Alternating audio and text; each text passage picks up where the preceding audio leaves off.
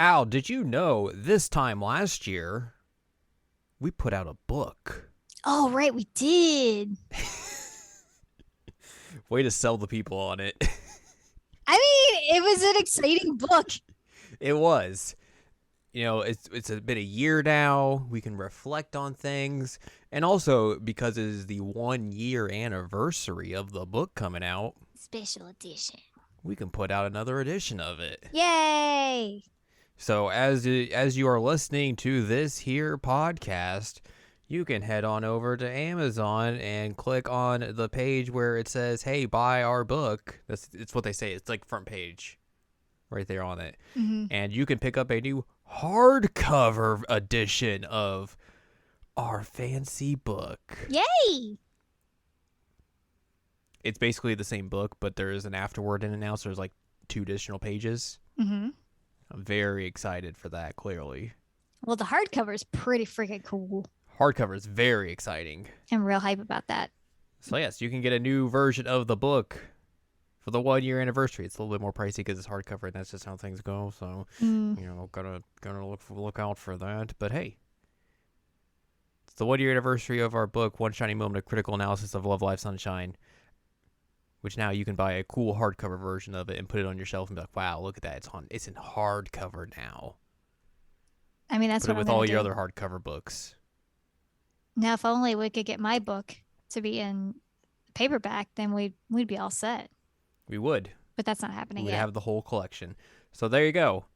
That's our PSA. It's the 1 year anniversary of One Shining Moment: A Critical Analysis of Love, Life, Sunshine, and you can get it on hardback now. Yay! Yay!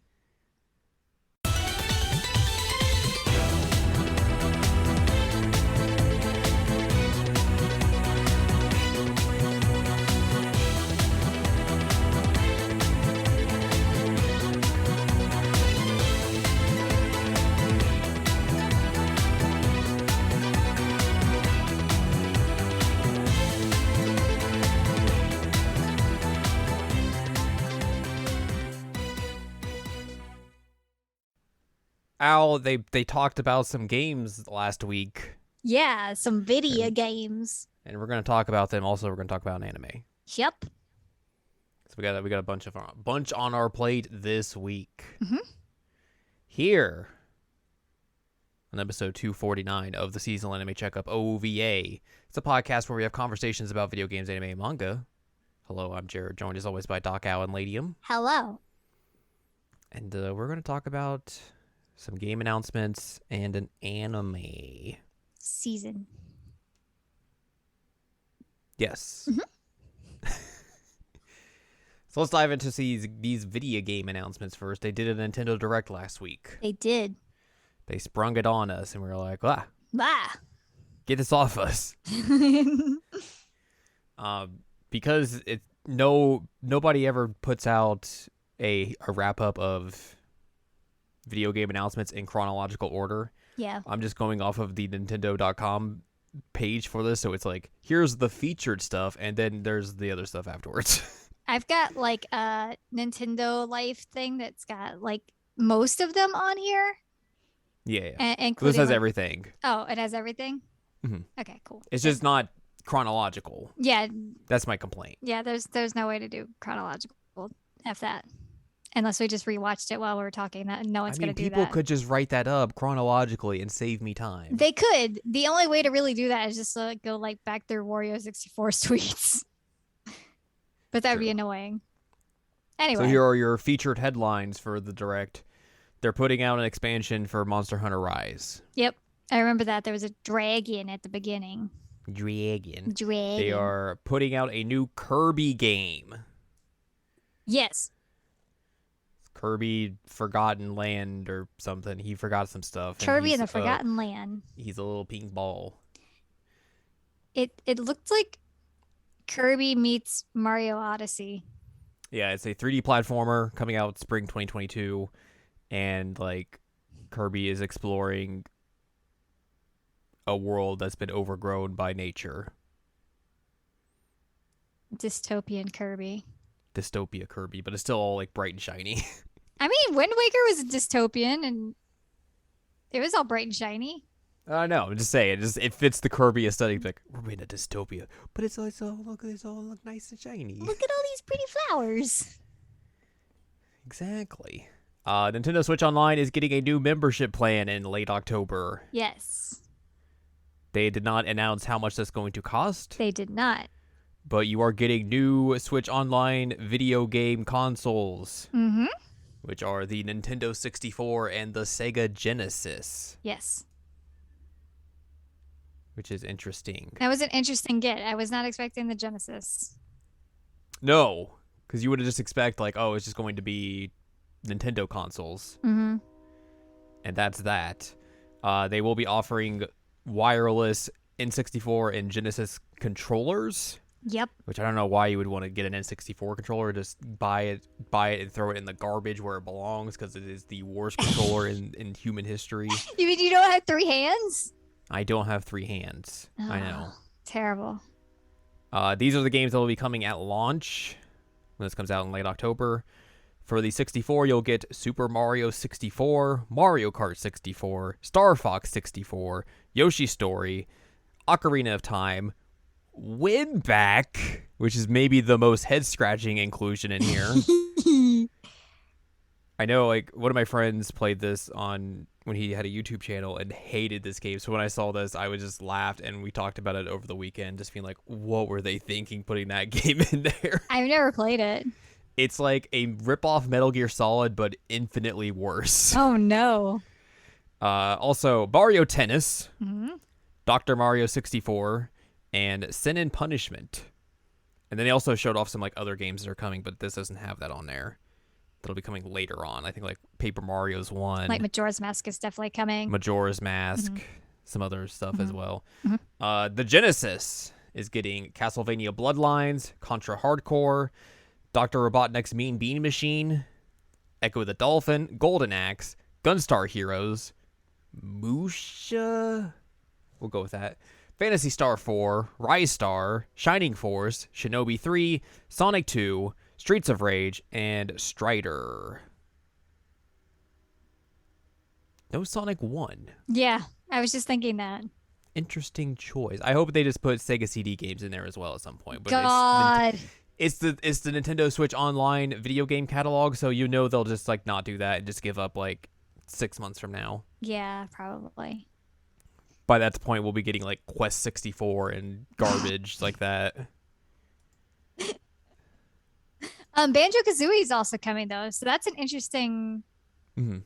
And Rare was like, "Oh yeah, that is definitely a thing that's happening on their Twitter." I'm like, "Oh, sweet." Like, you think that opens the door for them putting out like DK64? yes. Which I don't know why you would want to play that game, but I mean, for the There you DK go. rap, obviously. that's it. That's literally it. I mean, Banjo-Kazooie is a very superior game, but much, much superior. I just thought it was interesting that Banjo-Kazooie is coming back to Nintendo at this point. Yeah. I'll be curious to see how they like try and map N64 controls to like the Joy-Cons or the Switch Pro controller. I've been trying to figure that out. Because mostly when you do it through emulation, a lot of times it'll be like the right stick is the C buttons. Okay, yeah. That's basically the way it makes the most sense. Mm-hmm. So I'm curious to see if they'll do that as well, or if they'll come up with some weird hackneyed way to do that. I mean, that does make the most sense, but it's also Nintendo, so Yeah. they're probably got to come up with some bizarre way. I wonder if the wireless 64 controller, if the joystick's got to get all loosey goosey like they always did on Probably. the real ones. I hope they put out Mario Party 1 and then have to put out a new glove for that one mini game for when everyone blisters their hands up doing it. Oh God, is that gonna like test our friendship if we play Mario Party? No, because we're not. Well, we are, but I feel like our friendship has been tested in other games and we still came out the other end, so I think we would be fine. All right, you're right. I believe in us. But that's if they put those out there, which I would assume they would at some I would assume point. they would. even though they are putting out like a best of Mario Party later this year. So Yep. either way, they showed off some new Splatoon 3 footage, which I was like, all right, Splatoon 3 is a game that's coming out. I totally forgot about it.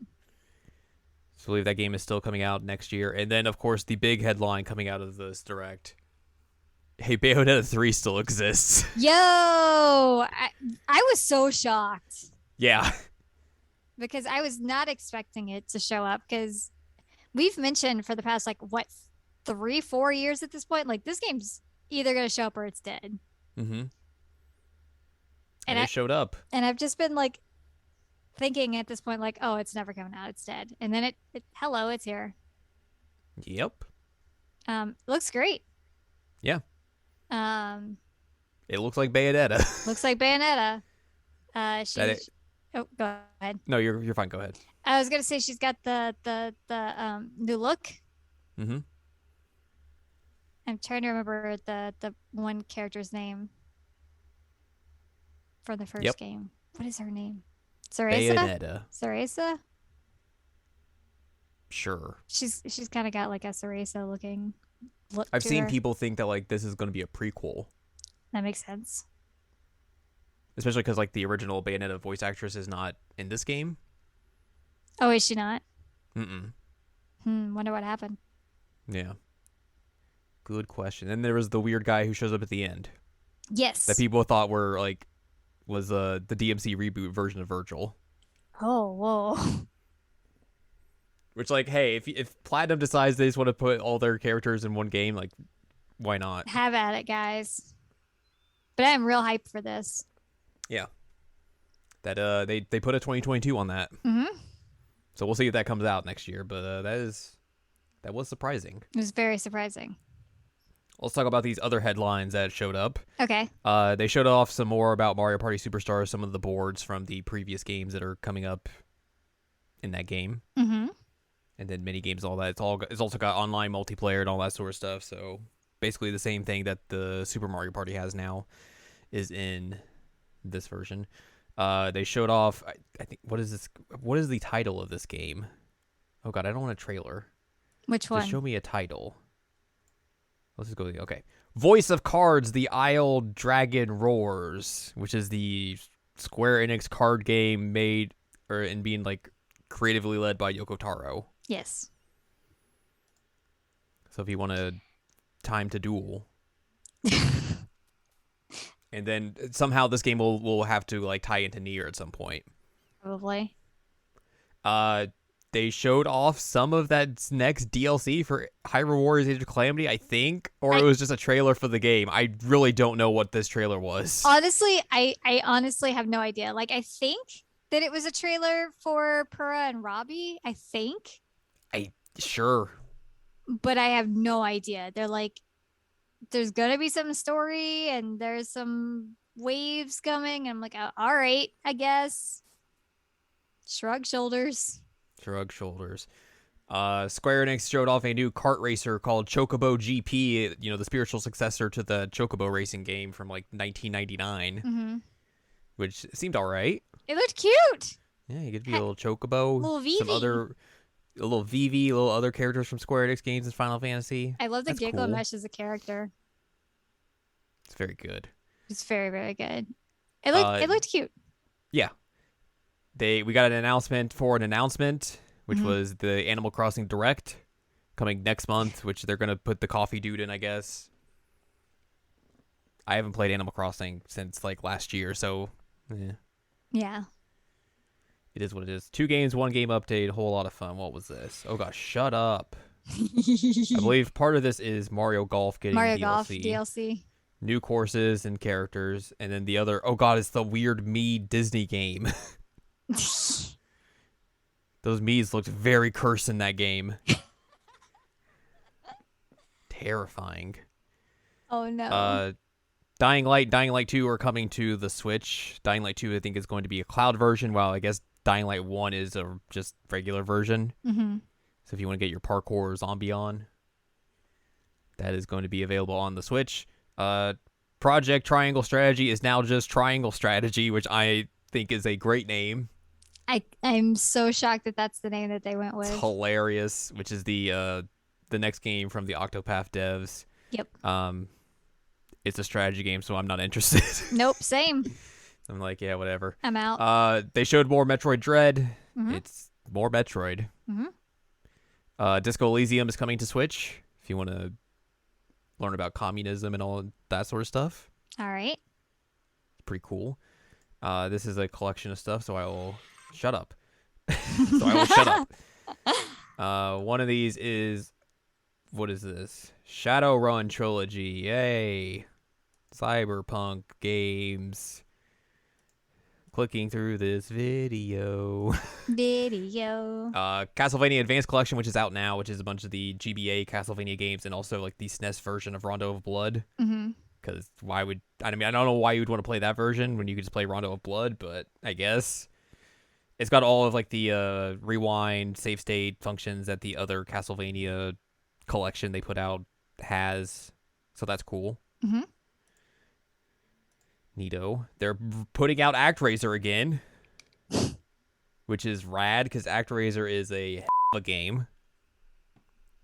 It's got new visuals and everything, new remastered soundtrack, all that sort of stuff. So that's cool. They're putting Deltarune on Switch with the first 2 chapters because, of course, that's going to be everywhere. And then this is all a bunch of other stuff. This is a montage.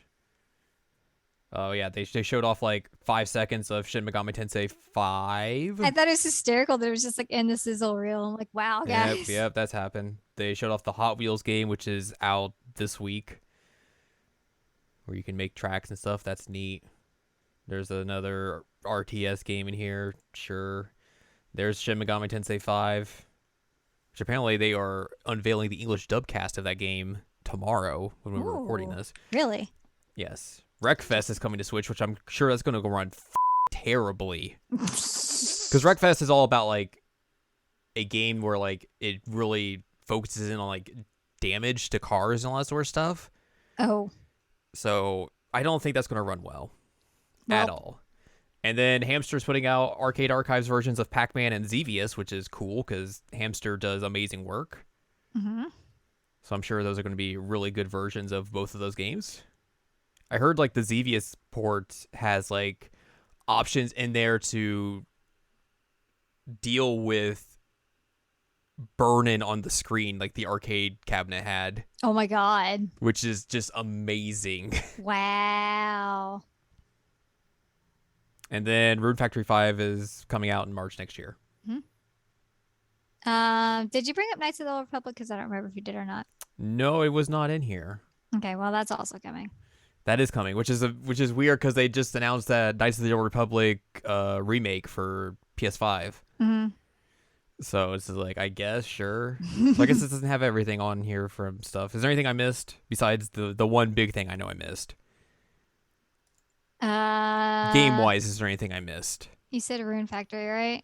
Yes. Yeah, I know the one big thing you've missed, but I figure we were saving that for last. Mm-hmm.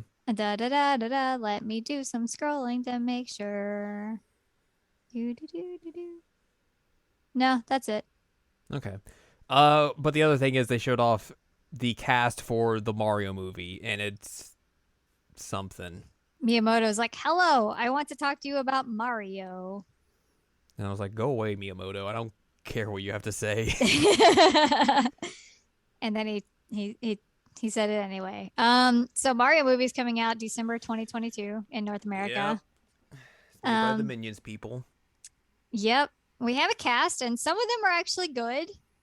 Some of them are inspired. Mm-hmm. And one's just bad. One's just bad, and I think that's really. Do you want to start with the good, or do you want to start with the bad? I mean, we got to start with the bad because that was the way they started it. They're like, "Yo, Chris Pratt is Mario," and I'm like, "What?" Ugh. Like, one, he's like the worst Chris. He's a kind of a garbage human being. He's a garbage human being. Like, dude is like in the like creepy mega church that like hates gay people and like got rid of his cat because he had a kid and like dude kind of sucks. Didn't he also like show his junk to people at one point? Would surprise me. Yeah. So anyway, Chris Pratt sucks, and he's also like Mario, huh? Yep. Yeah, like I can't really I can't put the two together, but you know what? He's just gonna play the Mario that I sent you the gift the other day of Mario just like bonking Luigi's hat off and looking super mean. Yeah. That's just what he's gonna be the whole time. Just I believe it. that version of Mario. I just can't see it. I really can't. I think it's a really weird choice. It's like obviously a like we need to put somebody in who's gonna like put butts in seats with name recognition. Yeah, but here's the thing. It's a Mario movie. You don't need You don't celebrity need voice that. actors. You do not. You do Mario not. will sell on its own. Correct. But Correct. that's Hollywood for you. Yep. Let's put the worst people up front and center and not care when everyone's like, this is a bad idea. Yeah. And I love that they're like, oh, Charles Martinet's going to be in it, but he's not Mario. He's going to do cameo voices. And I'm like, wow, good job throwing him the scraps. Yeah. Like, good job voicing Mario for like most of your life. Here, have a For almost bit 3 decades. have a bit role. Like that was kind of insulting. Mm-hmm. Ugh. Um, but we did have some other people in there. Yep. Charlie Day as Luigi still makes me laugh. I think that that's really, really Inspired. funny. It's inspired. It's so funny. Oh man. I love Charlie Day. We mentioned this last week. Charlie Day's Mm-hmm. great. So like I can see that. I don't know who Anya Taylor-Joy is. She was apparently in that The Queen's Gambit. the chess show on Netflix. So I don't know. I guess she's good, but she's Peach. Yes. Um, Jack Black is Bowser, which I think is actually really good. Mm-hmm. I think he could nail it, especially after playing Psychonauts too. Yeah. Like I think he could do a really, really good job with this. As long as he has like good direction on it. I hope he calls Mario a mother. I hope he also calls Mario. Keegan Michael Key as Toad is interesting. Again, inspired choice. Interesting. I've seen so many videos of people just like reenacting like scenes with the Toad voice, and it's just like the funniest thing in the entire universe. It's so good. And then apparently Donkey Kong's just gonna be high as because Seth Rogen is Donkey Kong. Yep. And he's also in a Mario movie. But yeah, Seth Rogen is Donkey Kong. I mean, Donkey Kong is Mario lore. Oh yeah, it definitely is. It's just I mean, they're gonna put a Cranky Kong in this film. you're right. I forgot who are the like side characters that showed up that are not Oop. that are not listed here. Hang on. Oh no. Let me. No.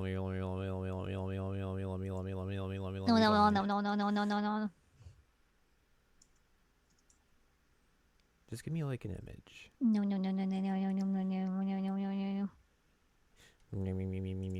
Why are you like this? There we go.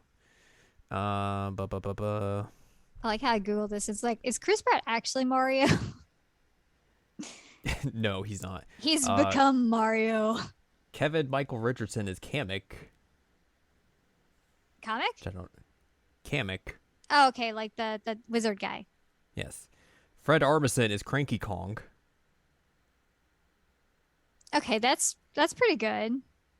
And then Sebastian Maniscalco is Spike. I don't know who that is. He's a little green dude. Oh, no. I know who Spike is. I don't know who Sebastian is. Oh yeah. No, I think it's actually. I think that's this image is wrong because I think it's Spike from like Wrecking Crew. Oh, huh. Because I think that was the image they showed off in the direct. But maybe I'm wrong. I don't know. Either way, that's your Mario movie casting. Sure. Why not? Why not? I mean, like I said, the Chris Pratt thing is a little Yeah, that's Spike from Wrecking Crew. See, I was right.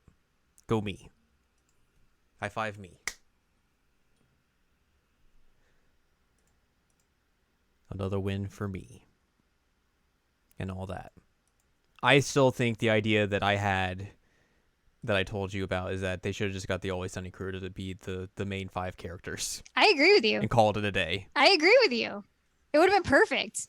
It would have been very funny. Oh my God. Like, can you imagine that? Man, you want a comedy. That's a comedy. There you go. Perfect. And you also get Chris Pratt out of there, which, heck Danny yeah. DeVito is Mario. You know what? I would take that. I think we all would. Mm-hmm. But yes, that's the direct. It was a thing. Also, they announced that another announcement of, hey, we're going to do a Smash Brothers Direct for the final character on October 5th. Yes, that is it. I forgot about So that is next week or in a couple days. There were 2 announcements of future announcements. Mm-hmm. Because it's Nintendo. Yep. So of course they would. But yeah, that's the direct. It was a thing. Mm-hmm. Now let's dive into some anime. Now for something completely different. Just a little bit. The second season of My Next Life as a Villainess All Routes Lead to Doom has wrapped up its airing. Yes. By wrapped up, I mean like a few weeks ago. Mm-hmm.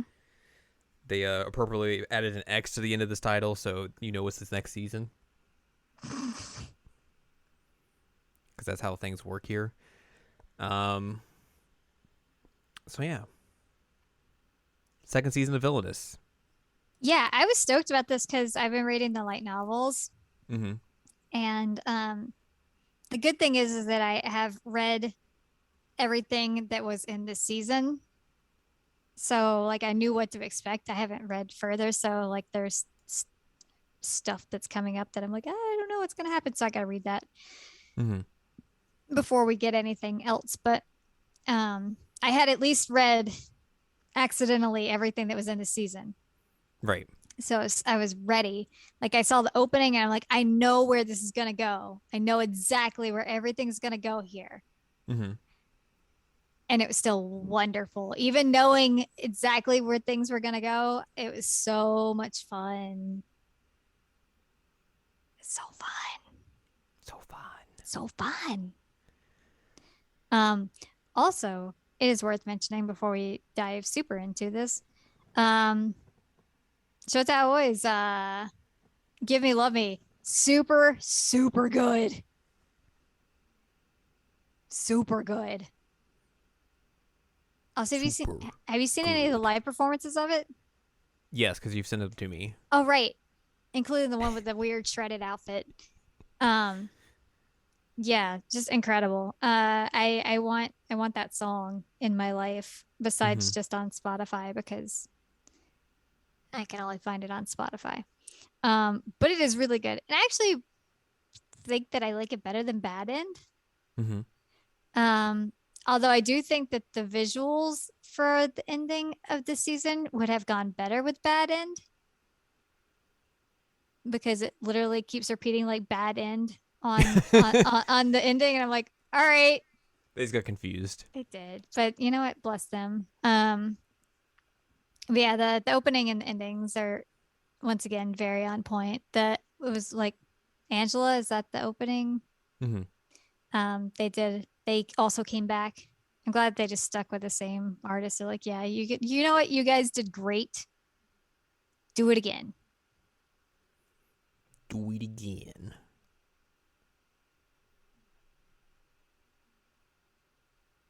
So there you go. That's it. That's all we got to talk about.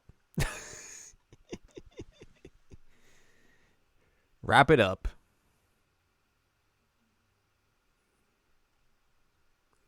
I feel like I can't remember if this was a COVID show or not. Because for some reason I keep thinking like, oh, this got delayed or for some reason. And I don't remember if that was the case or not. I don't think so. but I don't know for sure. I don't know for sure either. For sure. For show. So there you go. um, I feel like this season in particular was like there were 2 points of like conflict, and then the rest of the series is just like stuff kind of happens. yeah, there's like two like big plot arcs, and the rest of it's just kind of like slice of life with Katarina, Mm-hmm. well, and other characters, which is how the light novel is set up, so it makes sense. Yeah. And honestly, I don't hate it.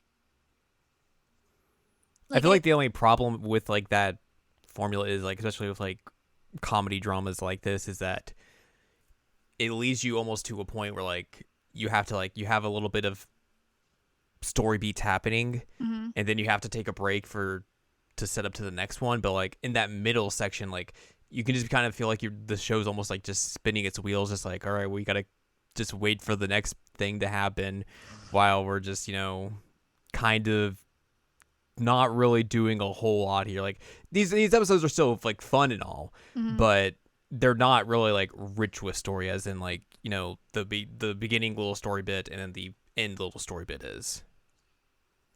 Yeah, I mean you've got the two big arcs. You've got some like filling in bits there. Mm-hmm. Like one of the big arcs like throughout this is like what's Katarina gonna do when she graduates because she doesn't want to be queen. Right. So she's been trying to figure out like what do I do? What do I do? What do I do? And that's a big thing that she has to continuously think about throughout this season. And we get some pretty big introductions of important characters for her life. Mm-hmm. Um, that will come into play. But yeah, I could see what you mean in that like it's like it feels kind of like you've got some fluff in the middle there, but like Mm-hmm. I said, I don't hate that, especially because like that's exactly how it is in the light novel. I feel like it makes sense though, like now, like because after the second season they're going into a movie, Mm-hmm. as like why you would use that formula, Mm-hmm. because you don't really have like to have that middle section just be where you're having kind of just like the less story filled episodes. Like you can just kind of be like story, which I Mm-hmm. wonder how like that's going to affect things, I guess, in terms of how people view the series, because obviously the first 2 seasons have had the same sort of formula Mm-hmm. wrapped up in it, and if you remove some of that like lightheartedness from the series in terms of like making a movie, like how is that going to have people react to it? That's a good point because a lot of what makes this series so good is like the character interactions, Mm-hmm. and you get a lot of that in the like less stressful parts of it. I Mm-hmm. mean, you get it in the stressful parts too, and you get to see Katarina be crazy, like her being stoked that she got captured so that she can just sleep all day and eat. Um, which God, that sounds nice. Um, but like you would miss some of the interactions, like you get like Keith and Mary, you have some interactions with them where Katarina's like, are they interested in each other? That would be bad because Mary's engaged to Alan. Ah! And then you get her like getting to know his name is Sora, but I forget what I think they call him Rufus to begin with. Has there ever been a good guy named Rufus? That's a good question. I feel like anytime somebody's named Rufus, then I'm like, oh, you're a bad guy. Yeah. I mean, that sounds right. I can't think. If somebody can think of a good Rufus, let us know because I legitimately cannot, off the top of my head, think of a good Rufus. Actually, wait a minute. Let me confirm that I'm correct, that I'm remembering this properly. this is gonna be a weird, weird thing if I am correct. The naked mole rat from Kim Possible is named Rufus, and That's he's not a bad guy. He's an that's not where I was expecting you to go, but all right. where were you expecting me to I go? anywhere but that.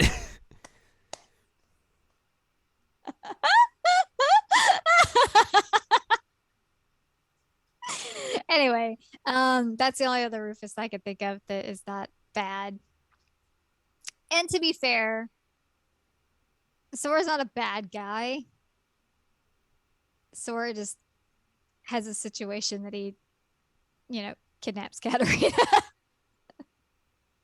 Whoops. Big whoops. Yeah. So you felt like, did you feel like it kind of like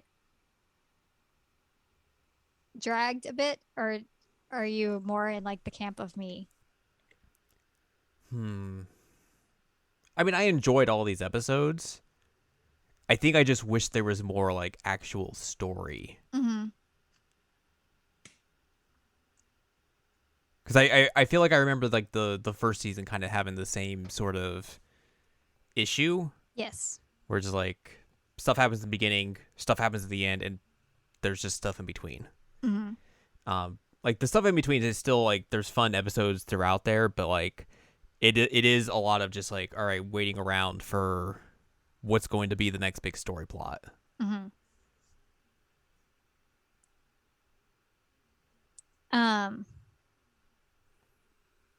you do also get like some like as a character introductions, but you get some like background dynamics of like the older brothers Mm-hmm. of Jordo and Alan and their fiancés.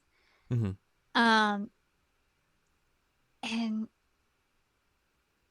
is it Joffrey that's like so like obsessed with his brothers? Is it him? Oh, I don't remember. I think it's him. I'm like you with names in in this aspect I'm here. so terrible with names. I think it's him, but he's like weirdly obsessed with his brothers. Which is yes, it's definitely Joffrey. So you get to meet him and you get to meet his fiance, and both of those are extremely important characters. Mm-hmm. For the future of the series, I guess suppose.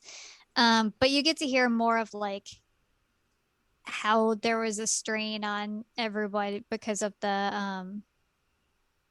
whole like secession thing and factions forming behind them, and that's what even leads to the first arc of Katarina getting captured is like somebody behind the faction of Ian manipulated Selena to take Katarina and cause problems. Mm-hmm. Um, so you get more of like those weird details of like there are four kids here and all of them have factions behind them to be king except for Alan. I don't think he has any, but I don't think that Alan's really interested in the first place. So that boy just wants to play piano. Who doesn't? I mean, I'm not good at piano, but I can't think. I don't think he has any real faction, but Jordo, Ian, and Joffrey definitely do. Um, and like Joffrey and his fiance have some chats. And I think they have a few of them in like the anime that we see, especially the Mm-hmm. one where he's like, "Look at all the pictures of my brothers." Yes. Which whoa, buddy, calm down. Um, but this actually leads to Joffrey's fiance. Um, she has two different names. Her name is Susanna, but she also goes by Larna. Basically becoming Katarina's biggest supporter. Mm-hmm. Which deal since she is very, very important at the like was Department of Magic, Ministry of Magic, what is it called? Department. Department. she's a very big deal there. So her being behind Katarina and like manipulating things behind the scenes, not a bad thing to have. But you're not getting like super detailed content about that, but you are seeing some of it. That's not bad. Yeah. You also get like Nicole accidentally confessing to Katarina at one point when they're doing the play lines and she just like passes out. Like, no, that was not a confession. I don't know what you're talking about. I was reading lines. Wink, wink. Wink, wink. And then, he totally sucks at trying to get a fiance later on because he's like, I'm in love with somebody else. Well, the thing is, like, he does all this because he's like, I guess I should probably do this. I don't know. My dad doesn't really care, so I guess I'll try this. And, like, just goes through all these candidates and just everyone's just like, blah, blah, blah, blah, blah, blah. He's like, I don't care. Yep. And then, like, the one girl shows up who's friends with Katarina, and they just have, like, this nice little conversation about everything. And just like, hey, let's just be chill. Have a little walk through the garden and all this. Fun times. She's like, yeah, I don't actually intend on getting married to anybody. And you definitely didn't even read anything that I submitted about this. Yeah. So good job, buddy.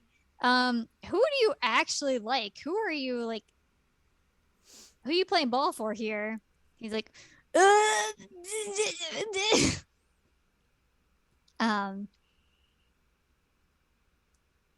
and Sophia tells him like, oh, by the way, you know that like mom was engaged to somebody else and dad totally just like stole her away, right? He's like, oh, did he now?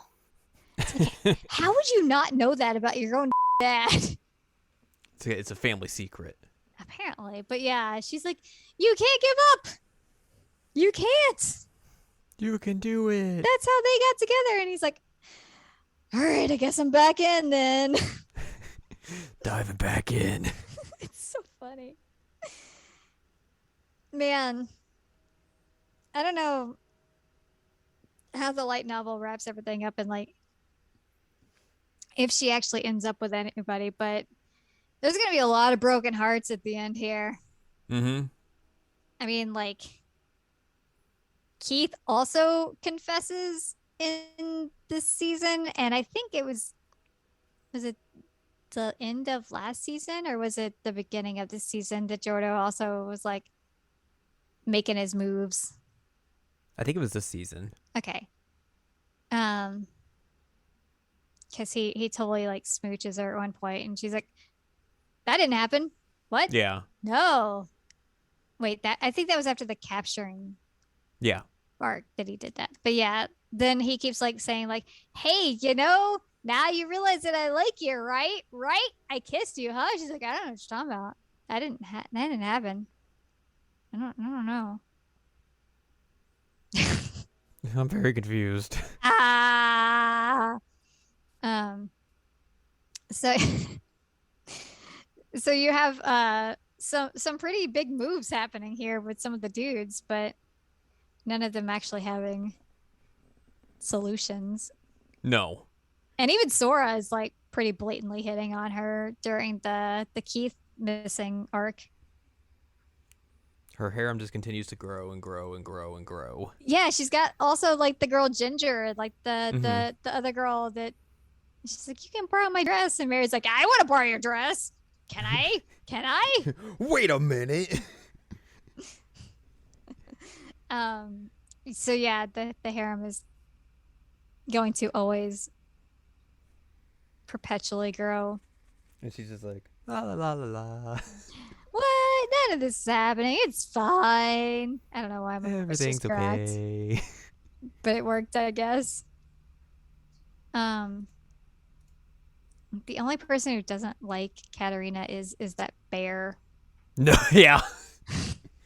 The bear just like, smoke face. I can't remember the bear's name, but the bear is just like, they do not get along at all. Alexander. Alexander. He is made specifically for locating people. And he's a big fan of Maria. Mm-hmm. And so anytime Katerina is near Maria, especially in the light novel, and some of it shows up here, the bear is just like, mine. It's like the one time she ends up like covered in the little like spiky spur things because of Alexander after she puts him like some on him. Oh, shoot. He's just constantly being a menace. That is for true. I love their little dynamic of rivals there. Mm-hmm. And I don't even think she realized like why they're rivals. Oh, of course not. Because it's definitely just Alexander wants to be around Maria and doesn't want her around. Yeah. And Katerina's like, why does this bear not like me? Bear, come on. So that's great. And I'm sure the bear will be important. Especially now that like Katerina has like a familiar now. Yeah. A dark magic familiar. A doggo. The doggo. It's a cute little doggo. And I saw it in the intro, like for the season. I was like, I know you're gonna show up. I know what arc is happening now because you are here. I saw the bear and I saw the dog. Bork bork. Bork bork. And I forget what she names it. It's like the like spot in Japanese, basically. Like the like really common Japanese dog name. Mm-hmm. Pochi? Is that it? I have no idea. I think it's Pochi. Yeah, he's a little puppy. Which, for the record, does not have to consistently be a puppy. Will not consistently be a puppy. Uh-oh. Yep. So she generally like has it hide in her shadow until she wants to play with it, but or if it decides to come out. Yeah, and she's like, ah, get out of here. He's like, all right, bloop. Yeah, Pochi has some interesting abilities that we will probably eventually see. Probably in the movie. I would hope so, because it's interesting. You wouldn't expect it, especially like the fact that she took these like weird black magic-y snake dudes and was like, what if you just become a cute puppy? That's what I always do. I mean, same. If given the choice of big black magic-y creepy snakes and black magic puppy, you're gonna take the puppy. Mm-hmm. Crazy person wouldn't. Exactly. But yeah, Pochi can do some things. One thing though that is it was a problem in the light novels. It's a problem here too. And I feel very uncomfortable watching it. I don't know if you know what I'm talking about. But there is this scene where Katerina like goes to Keith in her pajamas. Oh, right. Yeah. Yeah. And he just like throws her on the bed and like pins her and is like, you know, this is what happens when you come into a man's room. And I'm just like, dude, no. And like, it just makes me really uncomfortable. She just wanted to show off her very weird scene. Yeah. cute PJs, man. And then he kicks her out. Yeah, he does kick her out. At least there's that. But and she's like, huh? What? This is what Jordo's gonna do to you. It's like, dude, you're doing it right now. You're literally doing it. Like, you can't. Don't be a weirdo. You can't do the thing that you're saying that someone else is gonna do and use that as a warning. Like, that's not how it works. Mm-hmm. It's not like you like bonk somebody in the head and you're like, you know what?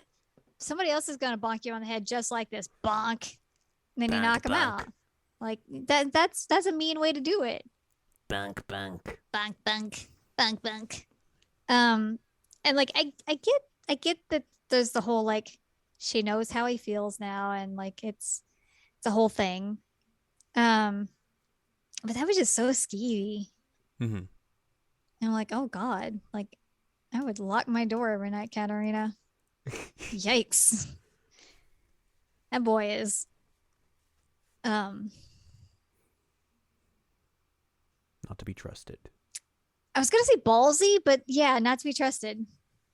Um I think that him and Jordo and Mary are like playing the most moves here. Oh yeah, 100%. Yeah.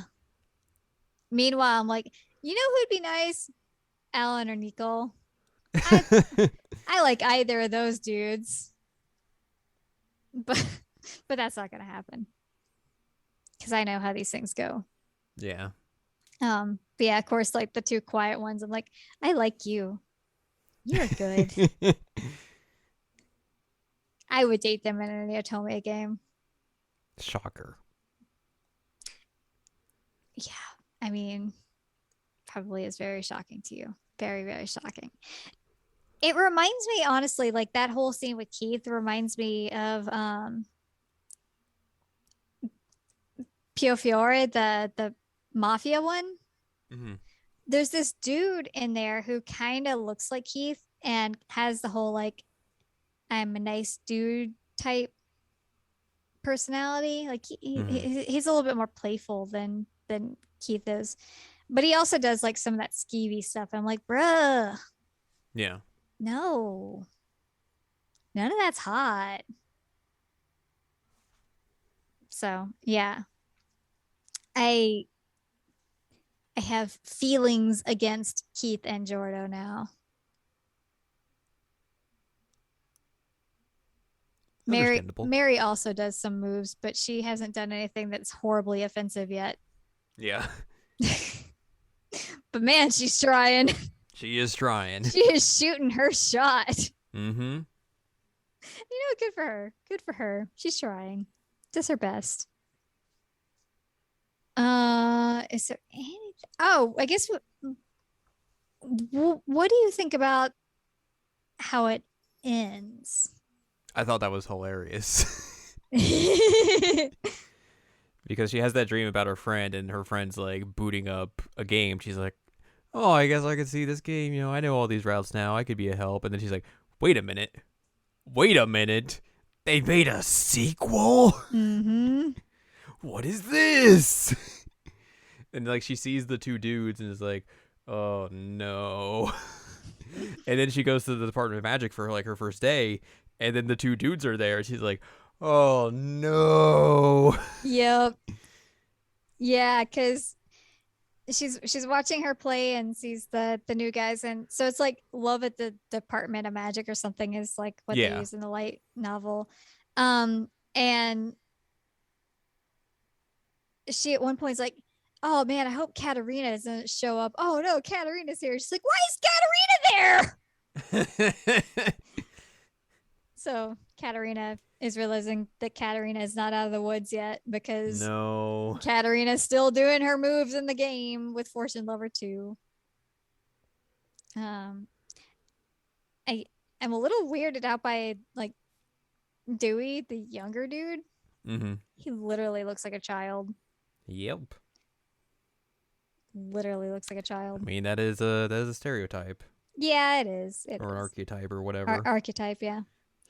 Um, but but yeah, the framing of that. So do you think that's what the movie's going to be, is like that arc, which is what I'm reading right now in the light novels?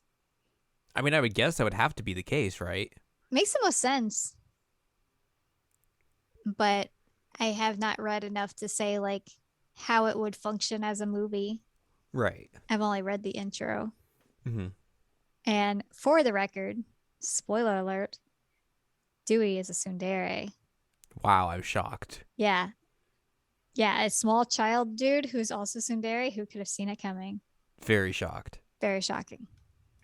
But yeah, I do think that was a good way to like cliffhanger the ending, Mm-hmm. get you ready for what's coming up. And I think that Sora also becomes like a technical dateable in Fortune Lover 2. So which would make sense because Sora's already like in the harem basically, Mm-hmm. and ends up like working with her a lot. Right. So it'd Man, be weird if that wasn't the case. yeah, I think that is the case, but I could be misremembering and just thinking that's the case. But Yeah.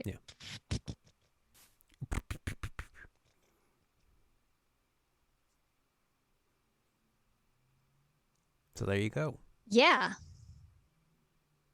Gotta wait for a movie now, which did they say they give that like a date or anything? I don't think they gave it a date. Um, I don't think they gave it a date at all. that's fair. Maybe next year. Maybe, who knows? Question mark? Question mark? Question mark. But I mean, there's a bunch of stuff still coming out in the meantime. Like there's the Switch game that's coming out later this year in Japan. Mm-hmm. I wonder if we'll get that. Yeah, I don't know. That's a good question, but I don't know. There's still light novel stuff coming out. Mm-hmm. Like they just put out volume 11 in Japan last month, Oh wow. or in August, I should say, and then 9 and 10 are coming out over here next year in paperback, but will be out in ebook form by the end of the year. I get them in paperback form. You do. So, well, you're waiting until next year. Mm-hmm. The manga has just literally had a volume come out a couple days ago in Japan, Wow. and then that catches up. Well, not catches up, but gets up to volume 6 in English in November. And also the first volume of the side story manga comes out in November as well in English. Side story. Yeah. What side story? Side story manga apparently about focuses on the question of what would happen if Katarina were to recover her memories when she was 15 as opposed to during her childhood, leaving her without the friends and relationships that she garnered as a result of early planning against her bad ends. I don't think I would like that as much. Yeah. Hmm. Hmm. Hmm. I think there is an OVA coming in the 7th volume of the manga, so that will be out by the time this episode's up. Oh. I don't know if it's like going to be out on like streaming services, but it will be out on the 30th of September when the manga comes out. What is these? I don't know. It all it says is there's an OVA bundled with it. Hmm. I can click on this link and see if this says anything.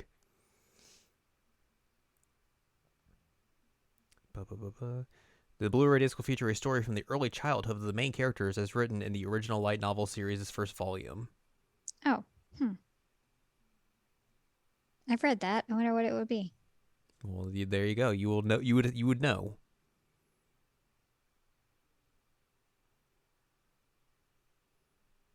Also, it took me a bit with the ending song to realize it was pronounced "Give Me Love Me" because it's got the heart. Mm-hmm. And I was like, how is that pronounced? Hurt me. Give me, heart me. Mm-hmm. But then I actually Exactly. just listened to him sing and heard him say, "Give me, love me." And I'm like, oh, that's what it is. Okay. If I just listened with my ear holes, then I might actually figure these things out sometimes. Who goes around listening with their ear holes?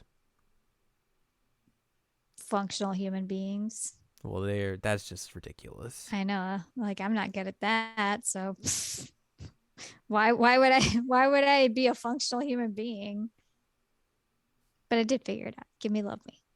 Good job. Yay. Well, I believe that wraps up this episode. Yeah. It was fun. There you go. Wipe your hands of it. Oh, I hit the mic. Oh no. Good job. So, if you would like more from us, head on over to seasonalanimecheckup.com or sac.cool where you can find past episodes of this podcast or other podcasts like Jared and Al Watch. You also find columns and reviews on the site as well. If you'd like more from Anladium, go to anladium.com. She's got columns and reviews, and you can watch her play games on Twitch at twitch.tv/MEYDALENNA. All that. Mm-hmm. You can follow us on Twitter and TikTok at Anime Checkup. You can buy our books, One Shining Moment, A Critical Analysis of Love, Life, Sunshine, now in hardcover Hardback. form. Yeah. available now. Woo. And Hot Tubs and Pac-Man on Amazon.com. And you can support us on Patreon, patreon.com/SACOVA. Buy us a slice of pizza, get access to unedited versions of the podcast early, and a wealth of bonus content as well. Bonus. Next week, I don't know. It will not be Lost Judgment because we are still in Chapter 3, and that hour count's like up to like 20 hours now, and we're still in Chapter 3. Yeah, we're killing it. We are. We're just getting there slowly but surely. We're killing I don't think it. it's going to be that. Probably not. But it will be something else entirely. Mm-hmm. Maybe. I don't know. Who knows? We'll figure it out. Mm-hmm.